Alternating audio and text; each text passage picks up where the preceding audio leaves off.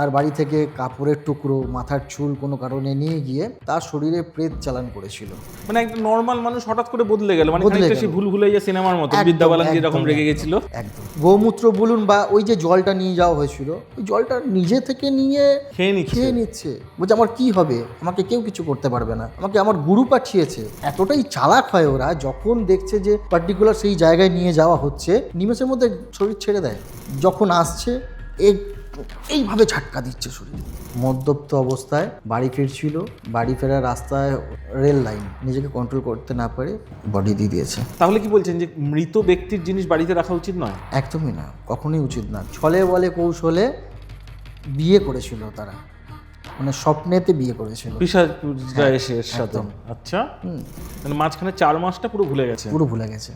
যদি কন্টিনিউ এটা করতে থাকেন, কেউ আপনার মানে একটা বাড়িতে না একটা বাউন্ডারি তৈরি হয়ে যাবে। প্রথম হচ্ছে ধনা, কর্পূর, লং, 5টা লং, ফুল অবশ্যই থাকা দরকার, গোটা লং আর গুগল। 16টা সোমবার মহাদেবের পূজা করতে পারেন। পূজাটার নিয়ম আমি বলে দিচ্ছি। নমস্কার বন্ধুরা, এতক্ষণ আপনারা দেখেই নিয়েছেন। আজকে আমার সঙ্গে প্রধান অতিথি হিসেবে আছেন রূপনাথ অঘোরী মহাশয়। নমস্কার। জয় শ্রী মহাকাল। আচ্ছা, আমাকে একটা জিনিস একটু বলুন, সেটা হচ্ছে প্রথমত অসংখ্য ধন্যবাদ আমার তরফ থেকে, আমার চ্যানেলের পুরো টিমের তরফ থেকে, আপনি টাইম দিতে পারলেন সেই জন্য। আচ্ছা, আপনি তো অঘোরী, তো আমি একটা জিজ্ঞাসা করবো যে আপনার মানে কি এমন দেখলেন এই শাস্ত্রটার মধ্যে বা এই শিক্ষাটার মধ্যে যে আপনাকে এটা টানলো? দেখুন, প্রথম কথা হচ্ছে এই তন্ত্র জগতে আসা আমার বলতে পারেন এক প্রকারে রাগ জেদ। আচ্ছা। যদি বলেন কি রাগ কি জেদ, মানে আমরা কম বেশি অনেকেই দেখছি যে বিভিন্ন তন্ত্র সাধক এখন, মানে যারা তন্ত্র সাধনা করছে বা এই ধরনের যারা আছেন, মানুষের ভালো করার থেকে না ক্ষতিটা বেশি করছে। মানে খুব নোংরা ব্যবসা হিসেবে ব্যবসা হিসেবে একটা তৈরি করেছে। তা আমার সেই রাগ জেদ বলতে আমি নিজের চোখে দেখা, যখন আমি এই জগতে আসিনি, তা আমারই একটা বন্ধুর সাথে ঘটেছিল, প্রেত চালান করেছিল। আচ্ছা, মানে এগুলো সত্যি বাস্তবে হয়? একদম বাস্তবে। প্রথমে আমিও এগুলো বিশ্বাস করতাম না, কারণ আমি সম্পূর্ণ ছিলাম আলাদা জগতে। আমি নিজের চোখে দেখা তার শরীরে, তার বাড়ি থেকে কোনো কারণে যে ক্ষতি করেছিল। মানে তার বয়স কত তখন? অ্যাপ্রক্স তখন কত হবে, বেশি বয়স না, ওই 24-25 আচ্ছা এর মধ্যেই হবে। আর ছিল আমার বান্ধবী, মানে বান্ধবী বলতে আমার বন্ধুর বোন। বন্ধুটা আমার খুব ক্লোজ। এবার তারই বান্ধবী, হয় না একটা বন্ধুদের মধ্যে একটা জেলাসি বা রাগ হিংসা থাকে, সেই ক্ষেত্রে তাকে ক্ষতি করার জন্য এতটাও মানে খারাপ পর্যায়ে যাবে এটাও আশা করা যায় না। তার বাড়ি থেকে কাপড়ের টুকরো, মাথার চুল কোনো কারণে নিয়ে গিয়ে কোনো একটা তন্ত্র সাধককে দেওয়া হয়, যেটাকে দিয়ে তার এই কর্ম করতে সুবিধা হয়। তার শরীরে প্রেত চালান করেছিল। আচ্ছা, আপনারা সিমটম কি দেখে বুঝলেন? সিমটম বলতে গেলে তখন তো আমি এই জগতে আসেনি, তখন আমি একদম সাধারণ মানুষ, আর 5টা মানুষের মতো। তা আমার বন্ধু আমাকে হঠাৎ একদিন ফোন করে বলল, ভাই একবার বাড়িতে আসবি, যা আমার দিদির কন্ডিশন একটু অন্যরকম দেখছি, ডক্টর দেখাচ্ছি, কোনো রকমভাবে কিছু বুঝতে পারছি না, সব কিছু নর্মাল দেখছি, তা একবার বাড়িতে আয় না, দেখ না যে কী করবো বুঝতে পারছি না। তা আমি আমার ওই কয়েকটা সিমটম যখন বলেছিল, তা আমি আমার পাশে কিছু বন্ধু থাকা, আমার যেই জায়গায় বাড়ি সেখানে আমরা হিন্দু মুসলিম সবাই একসাথেই মেলামেশা করি। আমার মুসলিম দুটো বন্ধু ছিল আমারই সাথে। তা যখন আমি তাদেরকে বলি, তো জানেন তো একটা জিনিস, মুসলিম ধর্মেরও ওই মক্কা বা আপনার ওই আজমির শরীফের যে জলটা হয়, পবিত্র যে জলটা, খুব জাগ্রত। আমাকে তখন আমার ওই বন্ধুটা তখন বলল যে ঠিক আছে, আমার কাছে একটা ওই জল আছে, আজমির শরীফে জল আছে, তো ওটা আমি নিয়ে যাচ্ছি। তো গিয়েছিলাম, কিন্তু এই জিনিসটা আমার বন্ধু যে দু বন্ধু ছিল তাদের মধ্যেই ছিল। আমরা কিন্তু তার বাড়ির লোককে কাউকে বলিনি বা আমার সেই বন্ধুকে বলিনি।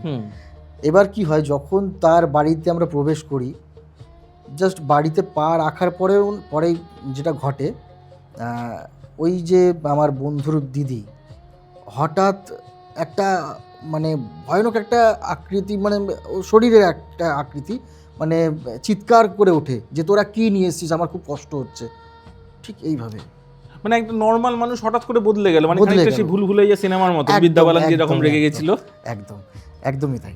তারপর যখন ওই জলটা পকেট থেকে বের করে ছোড়ার মতো মানে ছিটিয়ে দেওয়ার মতো একটা হয়, তো তখন কি হয়, ওকে ধরে রাখা যাচ্ছে না, মানে আমরা ছটফট 4-5 করছে। জন মিলে না ওকে ধরে রাখতে পারছি না, এমন কন্ডিশন।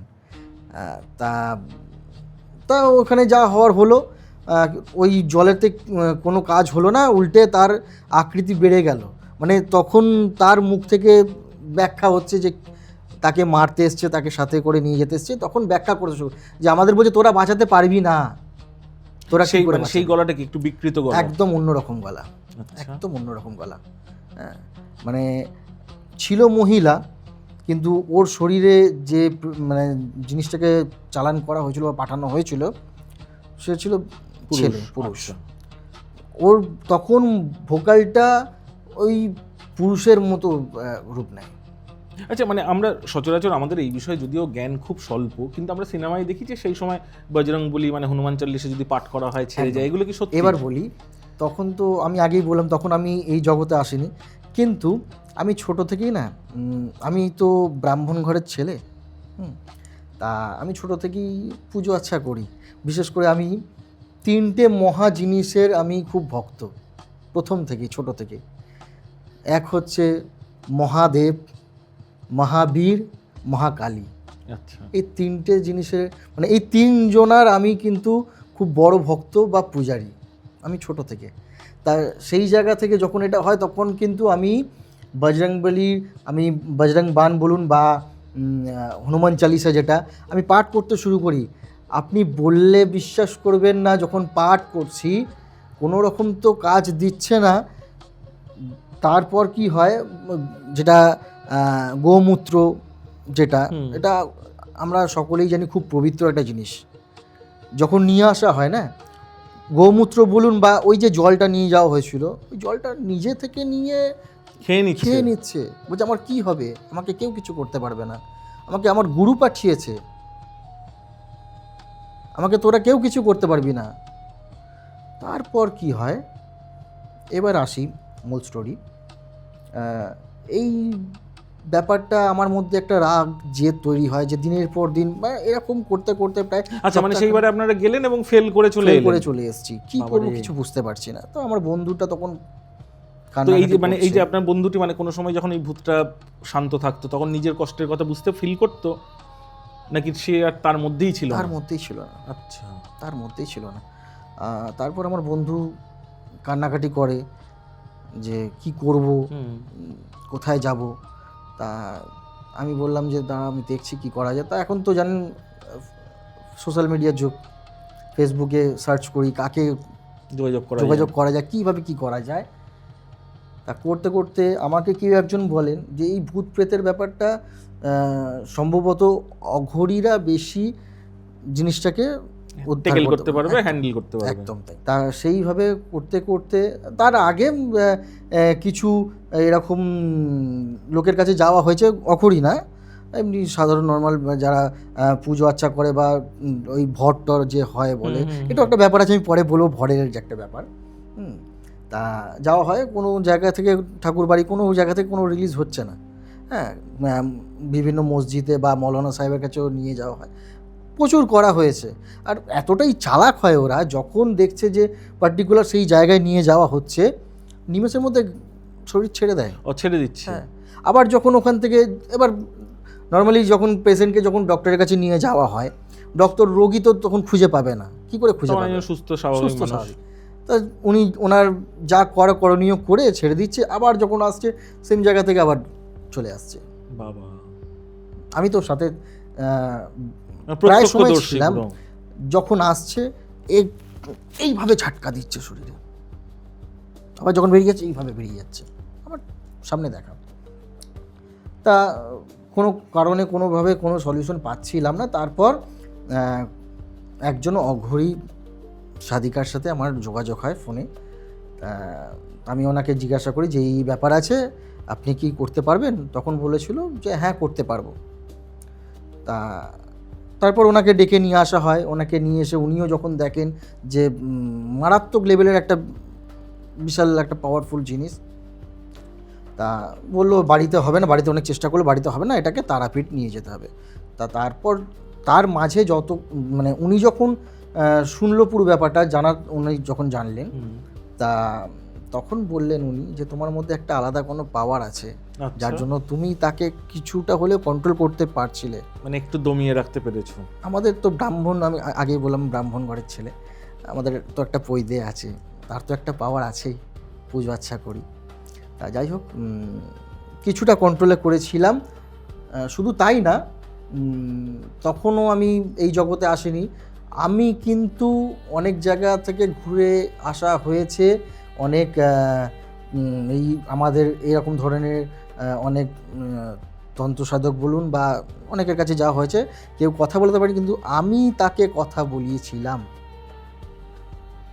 কিভাবে এসছে, কোথা থেকে এসছে, কেনই বা এসছে, কি তার নাম, সব বলেছে, সব আমি বলিয়েছিলাম।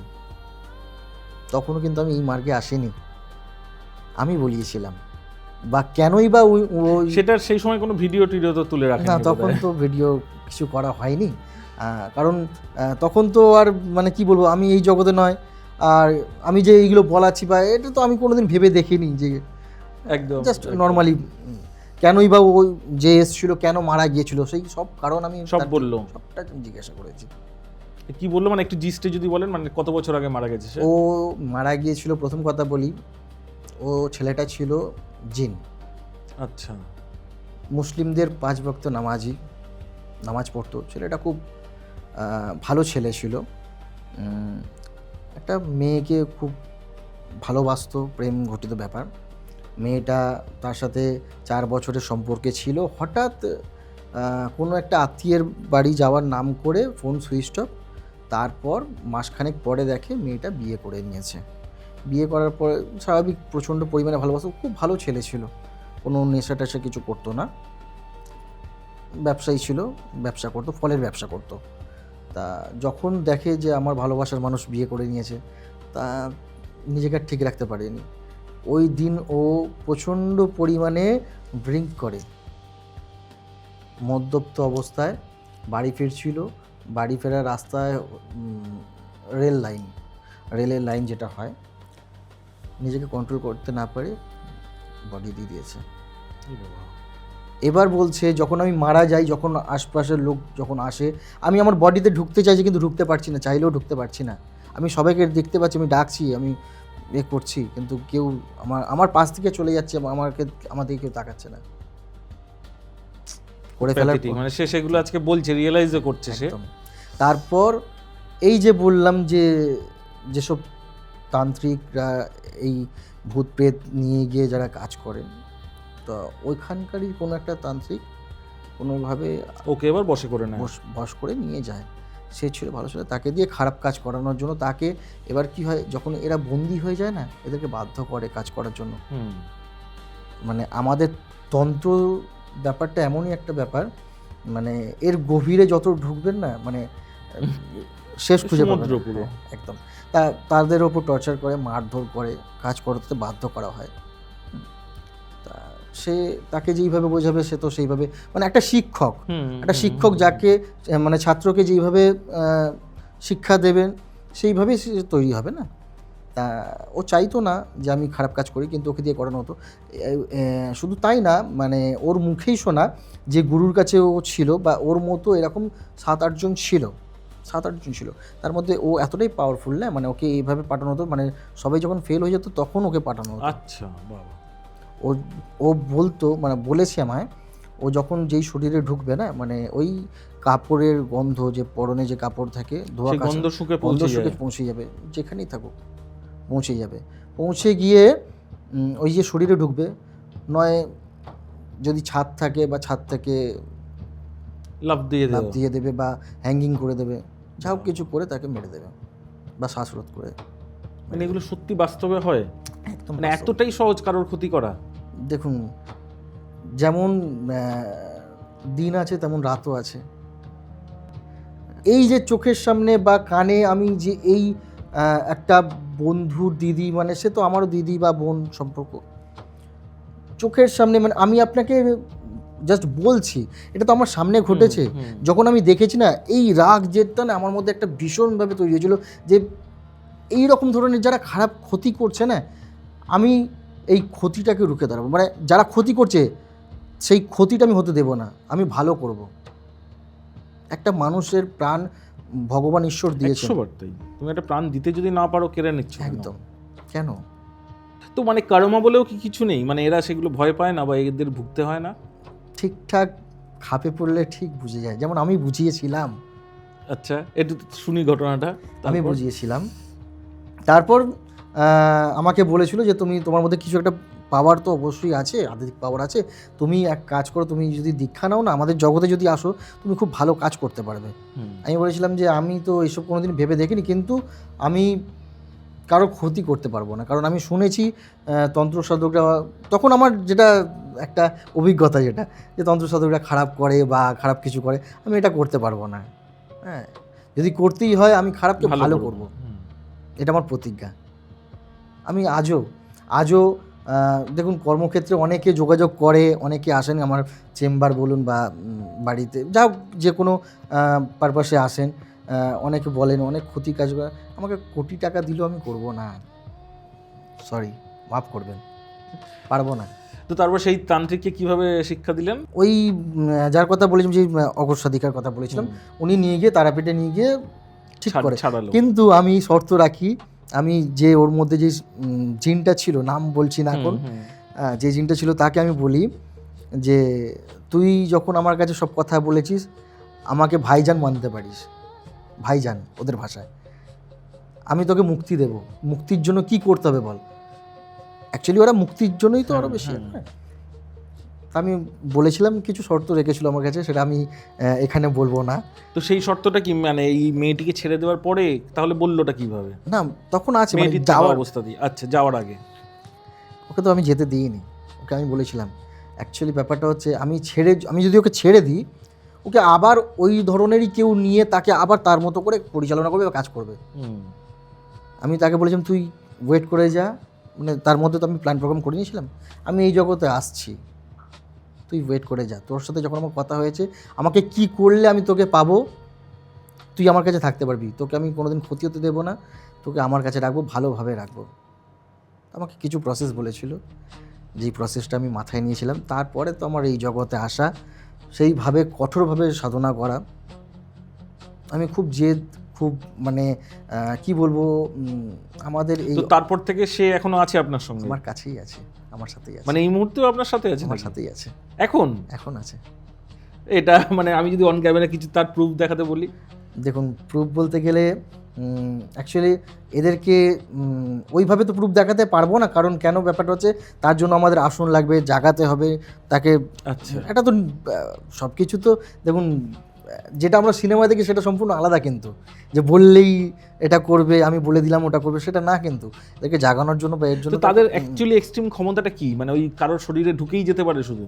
আমি এখন যেটা করি, ধরুন কাউকে এই ধরনের যেরকম বললাম ক্ষতি করে রেখেছে, কাঁটা দিয়ে কাঁটা তোলা হয়, জানেন তো, কাঁটা দিয়ে কাঁটা তোলা, আমি এদেরকে তাদের কাছে পাঠাই, সেই শরীর থেকে তাদেরকে টেনে নিয়ে এসে মেরে শেষ করে, তারপর আমার করণীয় যেগুলো, তার যে ব্যক্তির মধ্যে এই জিনিসটা হয়েছে তার শরীরকে বন্ধন করা, সারা জীবনের মতো বন্ধন করা, যাতে আবার না কেউ আবার কেন, একটা ব্যাপার কি জানেন তো, যদি কোনো শরীরে না একবার যদি কোনো আত্মা ঢুকে যায়, তার রাস্তা তৈরি হয়ে যায়, যদি ঠিকঠাকভাবে কাজ যদি না করা হয়, শরীর বন্ধন না করা হয়, সেই শরীরকে শুদ্ধিকরণ না করা হয়, শিল্ড মানে প্রোটেক্ট না করা হয়, শিল্ড না করলে আবার ঢুকে যাবে। কেউ না কেউ আসবে। কিন্তু আমার যেটুকু জানতে ইচ্ছা করছে, এই যে আপনার হাতে যে আলাউদ্দিনের আশ্চর্য প্রদীপের যে জিন আছে আর কি, তো সে কি শুধু এই মানুষের উপকারই করে, আপনার কোনো উপকার করে না?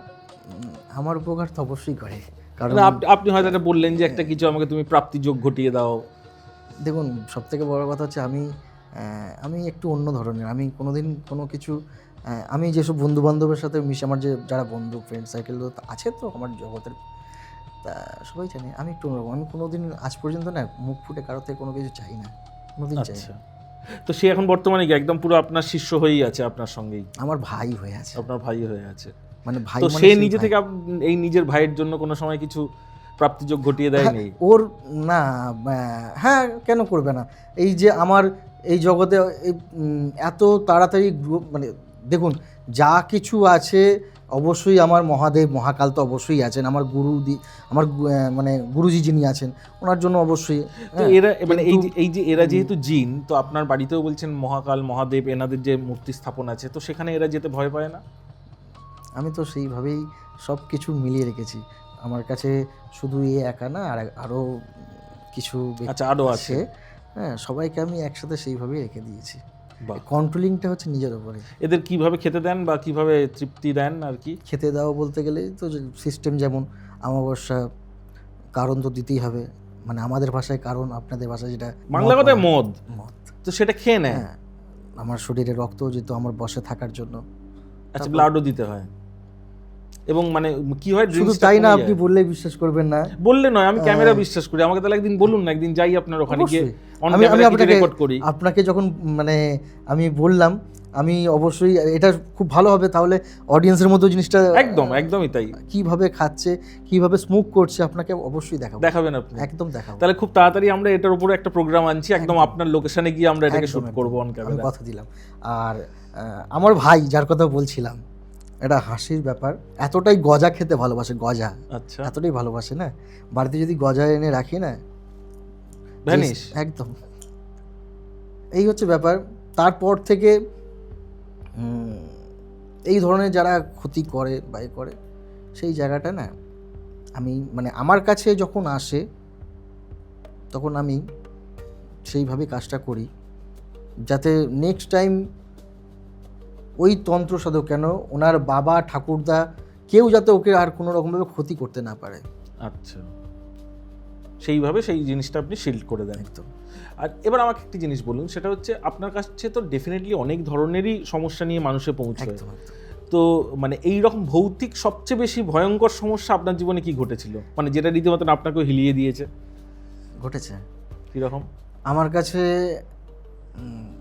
একদিন একটা ফোন আসে, কোনো জায়গা থেকে হয়তো আমার নাম্বারটা পেয়েছিল, যে ওনাদের বাড়ির একটা পুরুষ, ওনার একদম তরতাজা ছিল, চাকরি করতো, চাকরি হঠাৎ করে শরীরের মধ্যে এমন কিছু দেখা যায় যার কারণে ঘরবন্দি হয়ে যায়, মানে একদম বাড়িতে অন্ধকার করে থাকা, মানে নিজেকে অ্যালুপ করে রাখা, গুটিয়ে একদম, রাখা। একদম গুটিয়ে রাখা। তা অনেকে বলেছিল নার্ভের কোনো প্রবলেম হতে পারে, যা বিভিন্ন যখন যা হয়, ডক্টর দেখিয়েছিল, বিভিন্ন ডক্টর। শুধু তাই না, ভুবনেশ্বরে নামকরা যে হসপিটাল, সেখানেও নিয়ে গিয়েছিল, বিভিন্ন জায়গায় ডক্টর, মানে এইমস বোধহয়। এমসে নিয়ে গিয়েছিল। তা বিভিন্ন আরও ডক্টর দেখিয়েছিল, অনেক রকম টেস্ট করেছে, কোনো জায়গায় কোনো কিছু ধরা পড়ছে না। অথচ একটা অদ্ভুত একটা রিয়াক্ট করছে, বলছে এইভাবে। তা আমাকে যখন ফোন করে আমি বলেছিলাম ঠিক আছে আমি ভিজিট করব। তখন আমি ছিলাম দিল্লিতে, আমার চেম্বার আছে, আমি তখন দিল্লিতে ছিলাম। আমি বলেছিলাম যে আমি কলকাতায় ফিরে তারপর আমি অবশ্যই গিয়ে দেখব। তা ওনারা বলেছিল ততদিন যদি আমরা ঠিক রাখতে না পারি, আমি বলেছিলাম যে তার জন্য আমি এখান থেকে কিছু বলে দিচ্ছি, করণীয় কিছু বলে দিচ্ছি, সেগুলো করুন, উপকার পাবেন, অবশ্যই পাবেন। তা বলে দিয়েছিলাম, রেখেছিল। তো আমি যেই দিন ফিরেছি আমি দিল্লি থেকে, ঠিক তার পর দিনই আমি ওনাদের বাড়িতে গিয়েছিলাম। বাড়িতে যখন যাই আর আমি যখনই এরকম ধরনের কোনো রকম সমস্যা দেখতে যাই বা ক্লায়েন্টের বাড়িতে যাই না, আমি এই পার্টিকুলার এই রকম পেশেন্ট হলে আমি একটু রাতের দিকে যাওয়ার চেষ্টা করি, কারণ তাদের সময় যেতে হবে। যখন আমি তাদেরকে পাবো, যাতে স্ট্রং থাকে, তাহলে যখন আমি গাড়ি থেকে নামি, আমি ওই বাস্তুতে পা রাখবো, হঠাৎ ওখান থেকে মানে 4-5টা একই ধরনের বিড়াল, কালো বিড়াল, একই কালার, একসাথে নিজেদের মধ্যে মারপিট চলছে। ছিল না, মানে আমি গাড়ির কাছ থেকে তো দেখতে পাচ্ছি, কিছুই ছিল না। যখন আমি গাড়ি থেকে নামলাম, নেমে জাস্ট পা রাখলাম, হঠাৎ কোথা থেকে চলে এলো, প্রথম। দ্বিতীয়ত, হেঁটে যখন আমি যাচ্ছি, কিছুটা যেতে হবে, তারপর ওনাদের সিঁড়িটা আছে, তা যখন কিছুটা যাচ্ছি, যাওয়ার পরে হঠাৎ করে একটা গাছের ডাল ভেঙে পড়ে। সর্বনাশ। আমাকে তো বুঝতে পারছি, আমি আমার সাথে তো আমার যে থাকার সে তো আছে, সে তো আমাকে বলে দিচ্ছে। আর সত্যি কথা বলতে গেলে আমরা তো অঘরি, ভয় জিনিসটা আমাদের দেখিয়ে লাভ নেই। এই ভূত প্রেতের ভয় আমাদের দেখাতে পারবে না, সে যত বড়ই ভূত প্রেত আসুক। তা বিভিন্ন ধরনের আমাকে বোঝানো দিচ্ছে।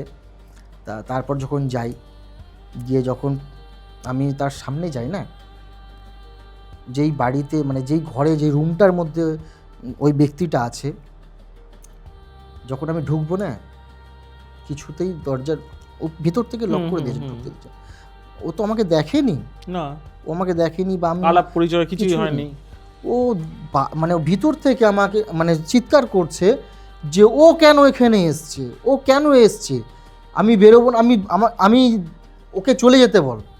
রীতিমতো চিৎকার করছে। আর ভিতর থেকে হয়তো কোনো জিনিসপত্র মানে ফেলে দিচ্ছে বা ভাঙচুর করছে, ওকে চলে যেতে বল। তখন আমি ওকে বললাম বাইরে থেকে, তোর কি সমস্যা, তুই কে, আমি তোর সাথে কথা বলবো। তো আপনার সঙ্গে যে যিনি আছেন আর কি অশরীরী, তো সে ভিতরে ঢুকতে পারছে না আমি কেন? তখন পাঠাইনি তো, আচ্ছা। কারণ তখন পাঠিয়ে তো আমার লাভ নেই, আগে তো আমাকে ব্যাপারটা জানতে হবে, রোগটা কোথা থেকে সেটা জানতে হবে, কেন এসছে, কে পাঠিয়েছে। অনেক ঠিক। সময় নাও পাঠাতে পারে, কোনো কারণ আসতেই পারে না, সব সময় যে কেউ পাঠিয়েছে তা তো নয়। আমাকে তো আগে জানতে হবে তার চাহিদা কি, আমাকে জানতে হবে। ঠিক কথা। সেই কারণে আমি তাকে বলেছি, তুমি তোমার জায়গায় থাকো, আমি দেখছি, তারপর তুমি তো আছো। কিছুতেই খুলবে না।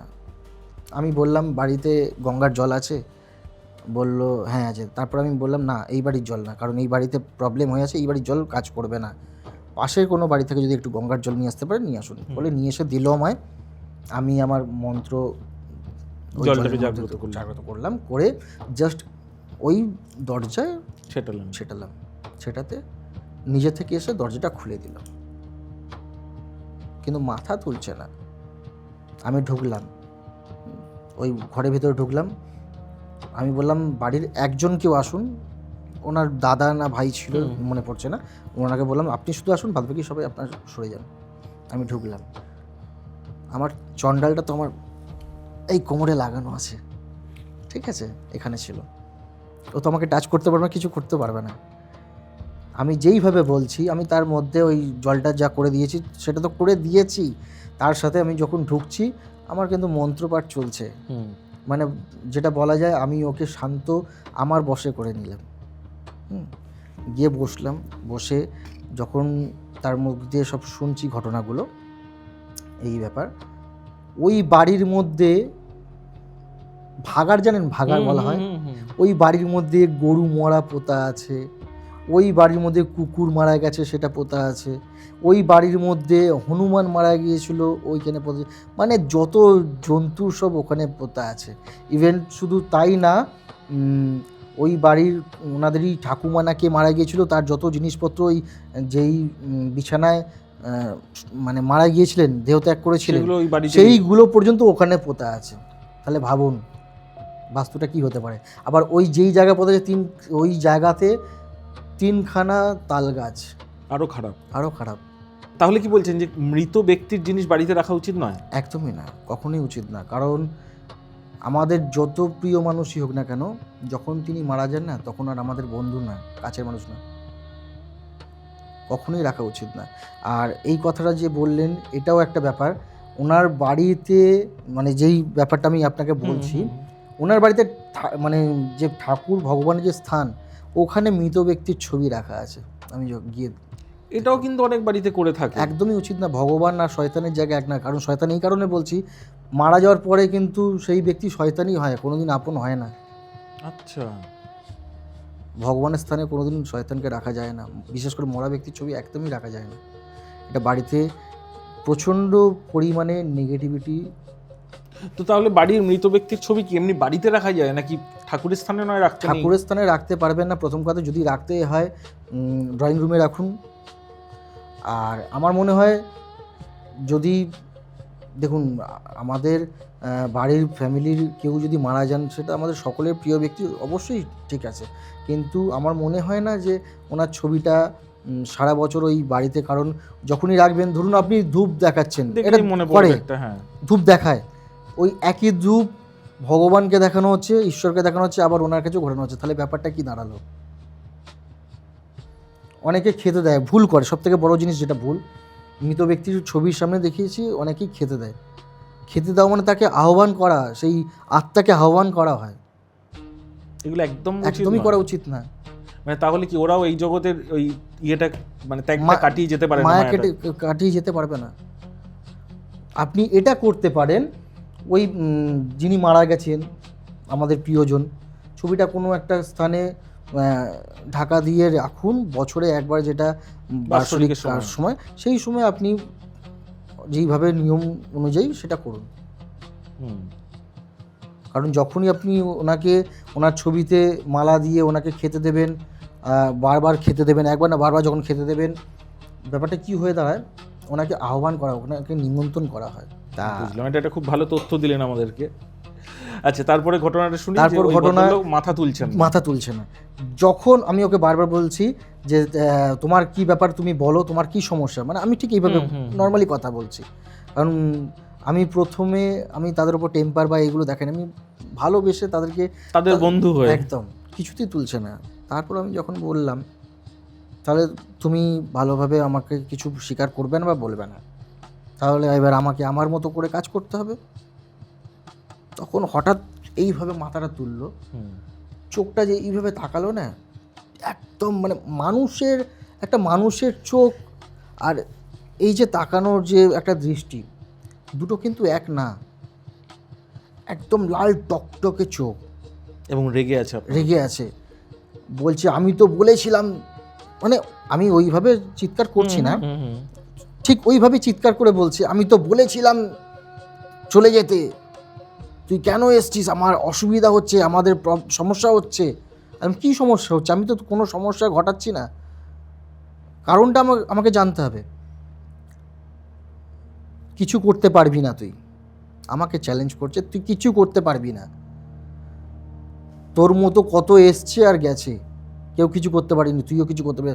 আর দেখুন, সত্যি কথা বলতে গেলে আমাকে দেখে বুঝতে পারছে না, আমার বয়সটা বেশি নয়, আমাকে ডিরেক্ট বলছে তুই তো বাচ্চা, তুই কি করবি। বললাম না, আমি বাচ্চা ঠিকই, দেখি কি করতে পারি। তা কিছুতেই যখন বলছে না, তারপর আমি আমার চণ্ডালকে বের করে যখন এই জায়গাটায় যখন ওকে টাচ করি না, ও চিৎকার করছে, মানে ওটা যদি না হয়, মানে যদি না রাখি, মানে ওকে কিন্তু 4-5 জন ধরে রাখতে পারবেন না, এরকম শক্তি। কিন্তু আমি ওটা আমার চণ্ডালকে দিয়ে ওকে কিন্তু ওই জায়গায় বসিয়ে রেখেছি, মানে আকার আকৃতি যা করছে, ও কিন্তু ছটফট করছে, কিন্তু আমি ওকে চিহ্ন ওখানে বসিয়ে রেখেছি। আমি বল কি ব্যাপার, কি কারণ। তারপর না বলছে যে আমি এখানে একা নয়, আমার সাথে 7 জন আছে। তো এগুলো কি সবই কুকুরের আত্মা, বিড়ালের আত্মা? এরা না, সব মানুষ, একে অপরকে ডেকে নিয়ে আসা। আচ্ছা, পিশাচ জানেন তো? যেই ছেলেটা ছিল সেই আনম্যারিড ছেলে ছিল।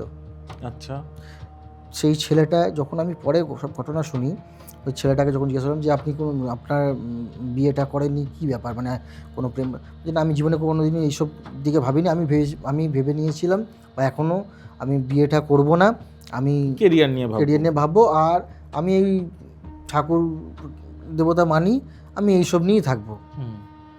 এদের ওই জায়গাগুলো বেশি টানে, মানে বেশি ভালো ছেলেকে এরা উল্টে টার্গেট করে, যেহেতু আনম্যারিড।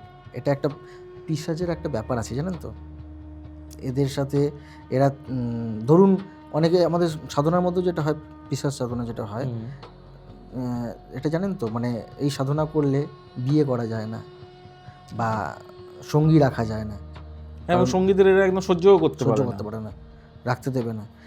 সেম জিনিসই এটাই হয়েছিল, যেটা আমার কাছে ব্যাখ্যা করেছিল। কোনো ছলে বলে কৌশলে বিয়ে করেছিল তারা, মানে স্বপ্নেতে বিয়ে করেছিল, আচ্ছা, তার সাথে সঙ্গম করা, সব কিছু সব স্বপ্নেই হতো, মানে করে একে একদম শেষ করে দিচ্ছিল।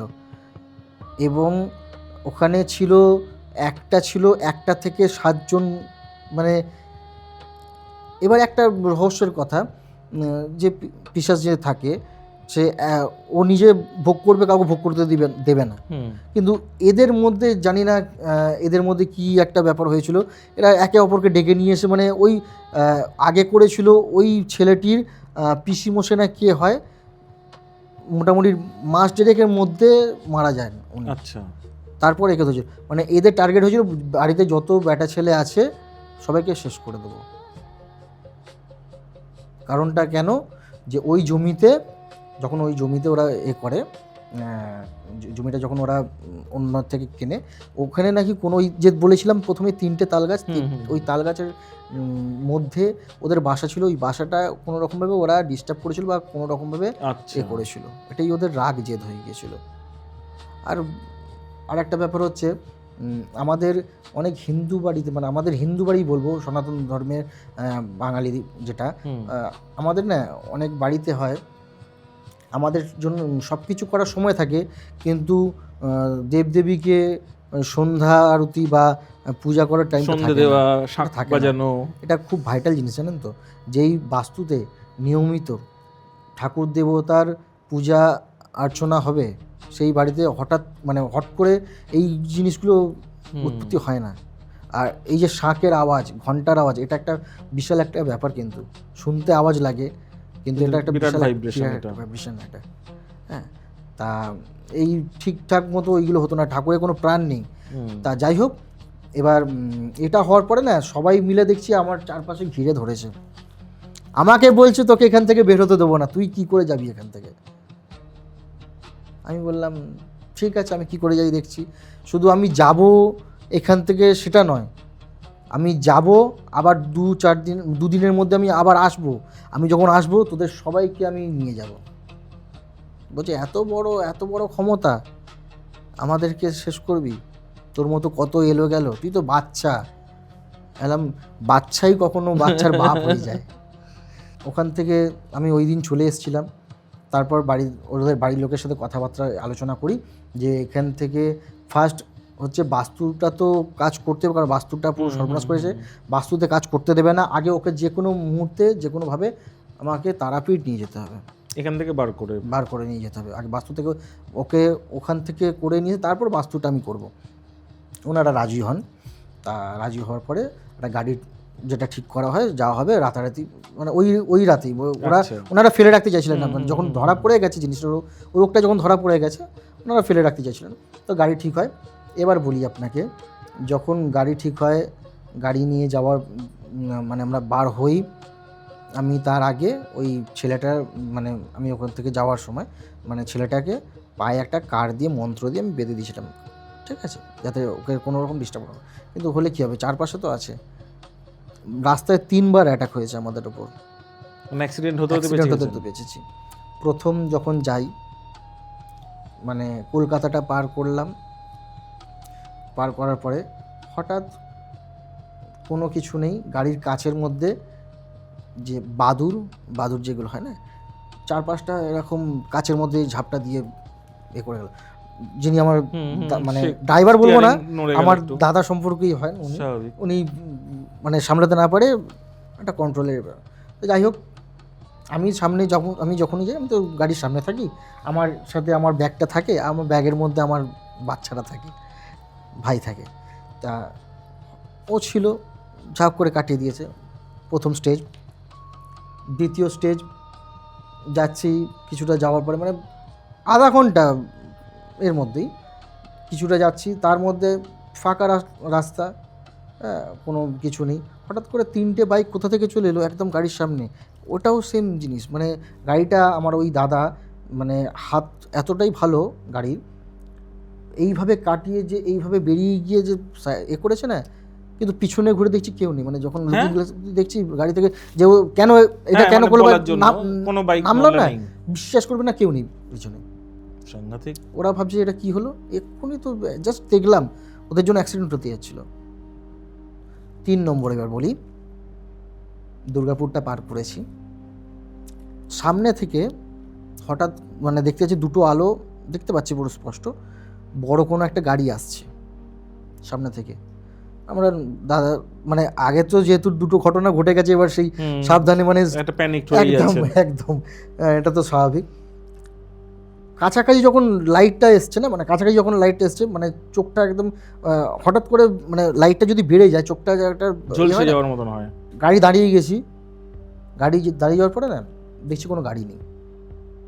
তারপর আমি বললাম 3টে তো 3বার তো হয়ে গেল, এবার আমাকে তো কিছু করতেই হবে, মানে না হলে হয়তো 4বারের বেলা আর কিছু না করি। আর এরা যথেষ্ট ভয় পেয়ে গেছে যারা একদম, যাচ্ছে। একদম। তারপর যখন তারাপীঠে নিয়ে, তারপর আমি আমার যা করার আবার কিছু কাজ করলেন রিচুয়াল করে আমি তারাপীঠ আমাকে যেতেই হবে, মানে রাতের মধ্যে ঢুকতে হবে। আমার ওখানে আমার লোকজন যারা ছিল সব সেট আপ রেডি করা ছিল, সেই রাতেই বসতেন ওই রাতেই। আচ্ছা, ঠিক আছে, আমার সব ওখানে আমার লোকজন আছে, সব বলা থাকে, সব রেডি করে যাই হোক পৌঁছাতে হবে। যখন ওখানে গিয়েছি না, আর আমি আপনাকে বলবো কি, যখন তারাপীঠে ঢুকছি, মানে আমাদের তারাপীঠে ঢোকার আগে বামদেবের বাড়ি হয়ে যেতে, গুরু বামদেবের বাড়ি, ওই লোকেশনটা যখন ঢুকলাম না, ওর গাড়িতে ওর চিৎকার দেখলে মাথা খারাপ হয়ে যাবে না। সারা রাস্তা ওই হাসতে হাসতে যখন এগুলো করছে, বলেছিলাম না দেখ কি হয়, এইভাবে বলছে আরও দেখবি কি হয়, হ্যাঁ সবাই একসাথে শেষ হয়ে যাবি, এইভাবে বলতে বলতে আসছে সারা রাস্তা। যখন ওই বামদেব ওনার বাড়ি যখন ওই লোকেশনটা যখন ঢুকছি, তখন ওর চিৎকার বেড়ে গেছে।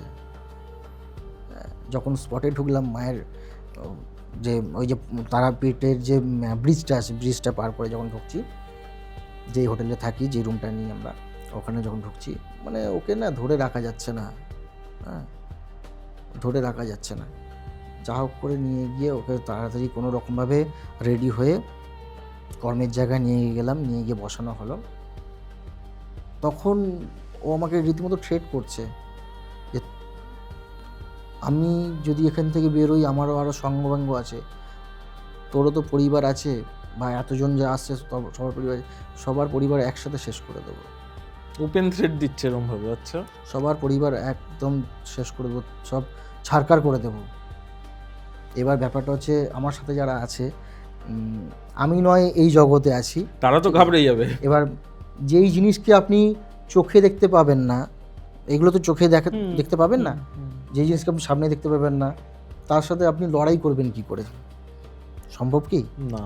তারা রীতিমতো আমাকে বলছে যে কি হবে বা কি, আমি কিচ্ছু হবে না, কোনো ভয়ের কোনো কারণ নেই, আমি তো আছি, একটু আমার উপর ভরসা রাখুন বলে তারা।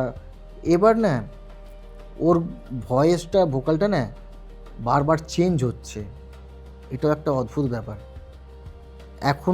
এখন যেই ভয়েসে কথা বলছে, আবার কিছুর পরে অন্য ভয়েস, অন্য ভোকাল, আবারও অন্য ভোকাল, এইভাবে মানে এই যে কজন ছিল সবার আওয়াজে সবার মতো বক্তব্য পেশ করছে।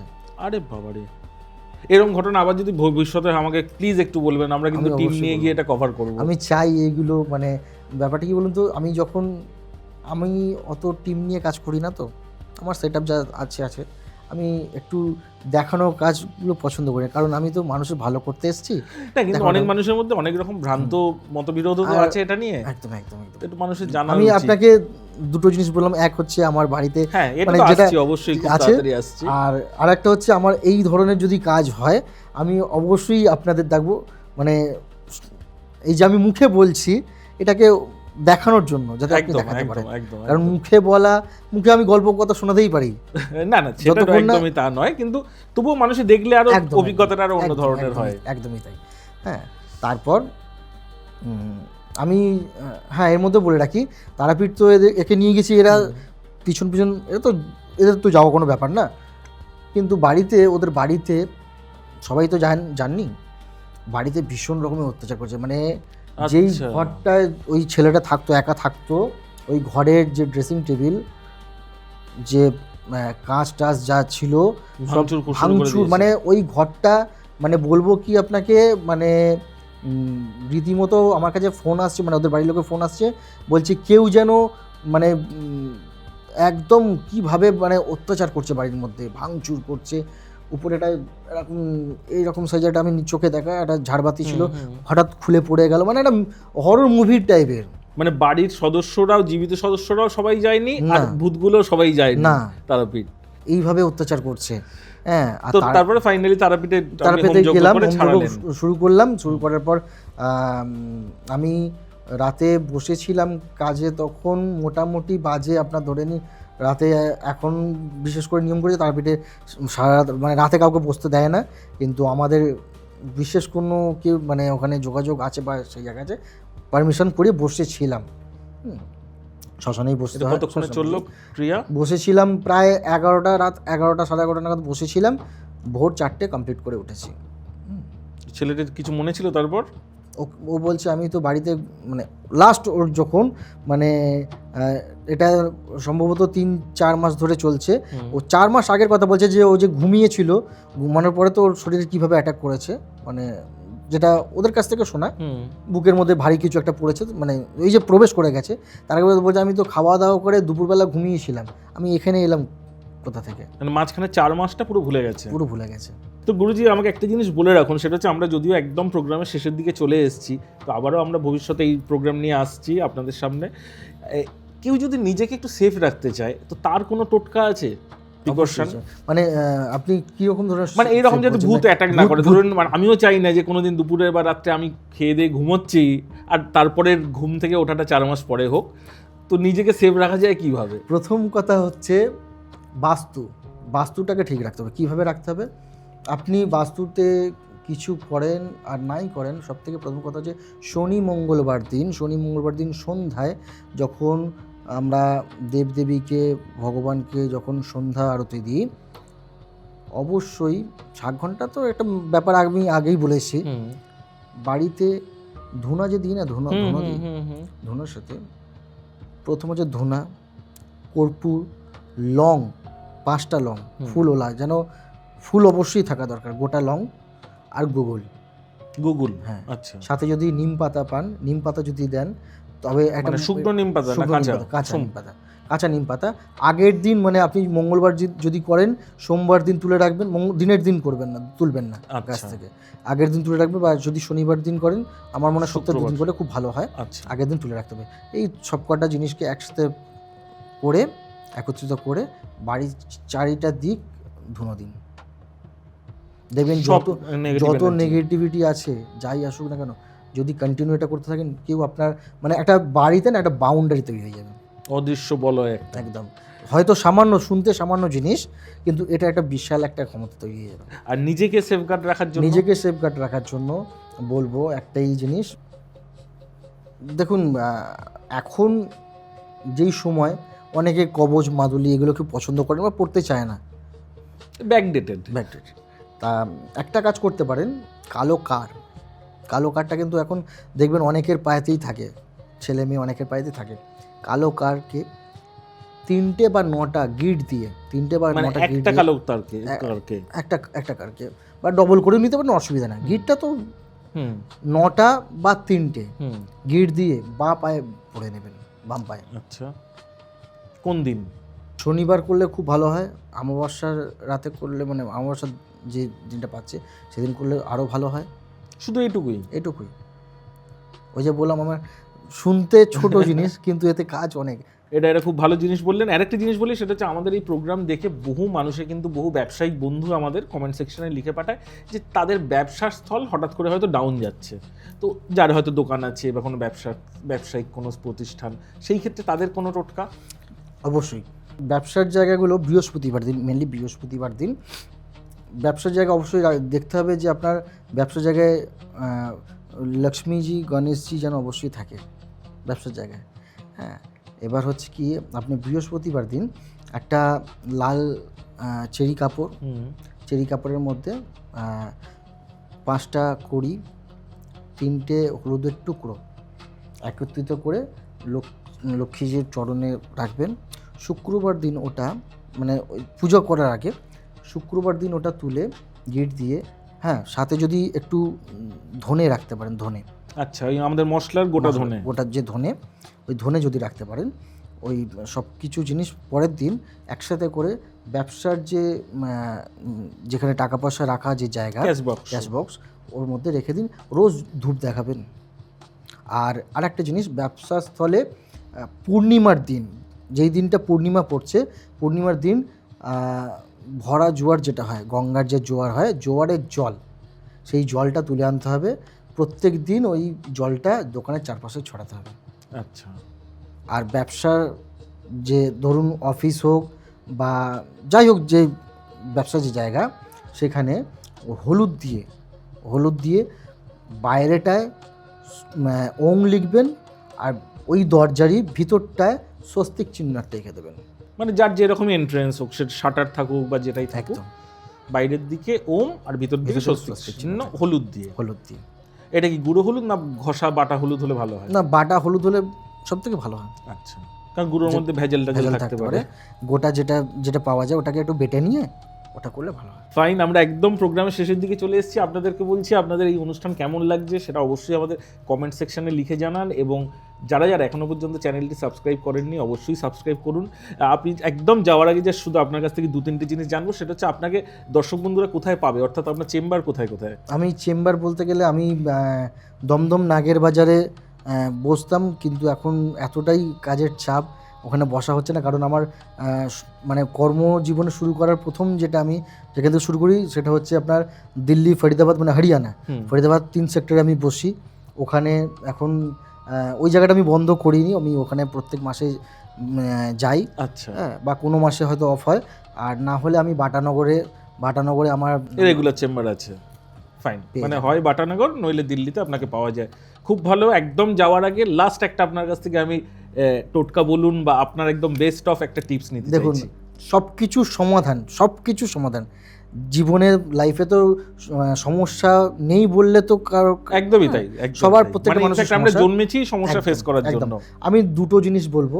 প্রথম কথা হচ্ছে, কেউ যদি বিশ্বাস আছে সব কিছু, হ্যাঁ, যদি মনে করেন যে আমার জীবনে অনেক সমস্যা বা চলার পথে বাধা পড়ছে, প্রথম হচ্ছে যদি 16টা সোমবার মহাদেবের পূজা করতে পারেন। পূজাটার নিয়ম আমি বলে দিচ্ছি, ছোট করে দর্শক বন্ধুদের বলুন। ছোট করেই বলছি।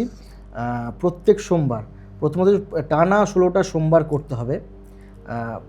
সোমবারে পুজো করবেন কিভাবে? মহাদেবকে ঘি, মধু, দুধ, এইগুলো তো ব্যবহার সবাই মোটামুটি জানেন, আমি আর নতুন করে কিছু বলবো না। ঘি, মধু, দুধ এইগুলো দিয়ে বাবাকে যেভাবে স্নান করানো হয় করাবেন। করিয়ে 3টে বা 9টা বেলপাতা বাবাকে অর্পণ করবেন। অর্পণ করে বাবার কোন মন্ত্রটা জপ করবেন, মন্ত্রটা থাকবে ওম তৎপুরুষায় বিদ্মহে মহাদেবায় ধীমহি তন্নো রুদ্র প্রচোদয়াৎ। এই মন্ত্রটা 11 বার বা 21 বার জপ করবেন, দেখবেন সব বাধা দূর হয়ে যাবে। 16টা সোমবার মাথায় রাখবেন, 16টা সোমবার করতে হবে। আর চেষ্টা করবেন এই সোমবারগুলো একদম নিরামিষ আহার করা, আর ভাতটা না খেলেই ভালো হয়। আচ্ছা, এই হলো একটা। আর দ্বিতীয়ত হচ্ছে, মঙ্গলবার দিনে একটা আমি টোটকা দেব, যেটা হচ্ছে বজরংবলী একটা টোটকা দেব। যদি বাড়িতে বজরংবলী মূর্তি বা ছবি থাকে খুবই ভালো, আর যদি না থাকে, মানে আপনার পাশে যদি কোনো জাগ্রত মন্দির থাকে, বজরংবলী জাগ্রত মন্দির থাকে, সেই মন্দিরে যাবেন। মন্দিরে গিয়ে একটা চামেলি তেলের প্রদীপ জ্বালাবেন। প্রদীপের মধ্যে অবশ্যই 3টে লং দেবেন, ফুলওলা লং দেবেন। আর হনুমানজিকে গুড় বা ছোলা বা মিষ্টি পান ওনাকে ভোগ দেবেন। আপনার পছন্দ মতো ওনাকে মালা একটা দেবেন, জবার মালা দিলে খুবই ভালো হয়। দিয়ে ওনাকে পুজো করবেন। এবং আকন্দ ফুলের যে পাতা, আকন্দ পাতা, যেটা আকন্দ পাতায় যদি আপনি মধু দিয়ে রাম নাম লিখতে পারেন, লিখে যদি একটা মালা, বজরংবলীকে একটা মালা, মানে 108-এর মালা যদি ওনাকে নিবেদন করেন, দেখবেন আপনার জীবনে যত মানে বাধা হয়ে আছে বা যেগুলো বন্ধ হয়ে যাওয়া কাজ, আপনার ধীরে ধীরে আস্তে আস্তে সব দেখবেন সলিউশন পেয়ে যাবেন। কিন্তু করতে হবে আপনাকে কবার, মানে প্রত্যেক মঙ্গলবার যদি আপনাকে করতে হয়, আপনাকে 11টা মঙ্গলবার করতে হবে। অসংখ্য ধন্যবাদ আপনাকে, আপনি খুব ভালো টিপস দিলেন আমাদেরকে, ভীষণ ভালো লাগলো আপনার সঙ্গে কথা বলে। ভালো থাকবেন, নমস্কার। জয় শ্রী মহাকাল।